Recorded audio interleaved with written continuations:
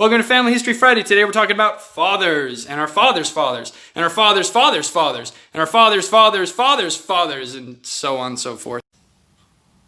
There are a variety of different influences that help to make you who you are, and one of those is your family and your role models, your environment, the people that you surround yourself with. One of my own role models would be my own father. This is my dad. He's a great example of hard work and of sacrifice. He has taken his family across different countries at different points of time, learned different languages to try and support himself and his family, but the one thing that I love most about my dad is that he is human. See, when I was younger, Mom and Dad were the people who cared for me. But growing up, I understand a little bit more about my parents as human beings, people with hopes and fears, strengths and weaknesses. I'll cite just one other example. My great-grandfather, Victor Montague Bromley, was someone I learned about a few weeks ago, and while learning about him, I felt empathy for him. I, of course, don't know what he experienced exactly. I haven't experienced that myself, but I was able to think and put myself in his shoes. I believe this to be a brilliant way that we can learn about our ancestors.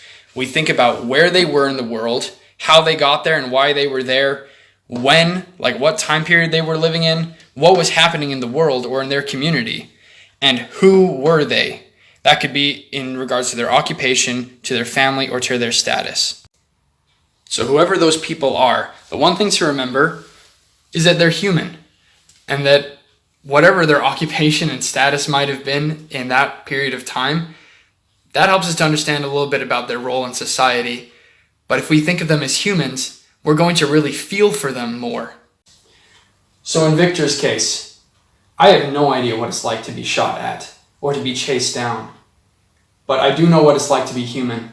I do know the anxiety and the weakness that comes with that. And I also know that there are a lot of good times that come with that as well. Often, throughout history and in life today, we see ordinary people who experience extraordinary events. I'm very lucky to have a dad who really loves me and who has continued to show his support throughout my life. I love him and I'm very proud to be his son.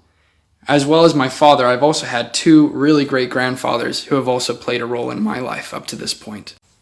Off the top of my head, I can't say that there are any specific life lessons that stand out that I would have been taught by my grandfather on my father's side or my grandfather on my mother's side. But I do remember the experiences that I've had with them, talking to them, laughing with them, or just being around them. They've taught me about just life by being who they are. The layout of the human family is no coincidence. The reason for all of this is not just a chance, but it is by divine design through our Heavenly Father. I have been taught, and I know of myself, that there is a God, that He is our Heavenly Father, the architect of our body and the Father of our spirits. He, from the very beginning, created the human family, and it is His greatest creation and His masterpiece. The human family is the entire reason the earth was created in the first place. The human family exists so that we have ideal settings in which we can learn, grow, and become more like our Heavenly Father. Now, I know that I'm very fortunate to have the happy home life that I did, and that I still do have. I'm very fortunate. And for reasons not of their choosing, some others are not able to experience what I have experienced. But when life gives you lemons, you make lemonade. One of the greatest elements of Heavenly Father's plan is that each of us have choice. So whatever hand we've been dealt in life, if we don't have any good role models, if we don't have a good father, if we don't have a good mother, then it is still up to us to be a good role model. Life has its own challenges. And oftentimes reality is not always the ideal. However, I do believe that empathy is a key answer to helping us to develop love for those around us, our families and our friends, and for helping us to love ourselves, and to recognize that the best thing we can do for ourselves is to become the best people that we can be. I said it earlier, and I'll say it again.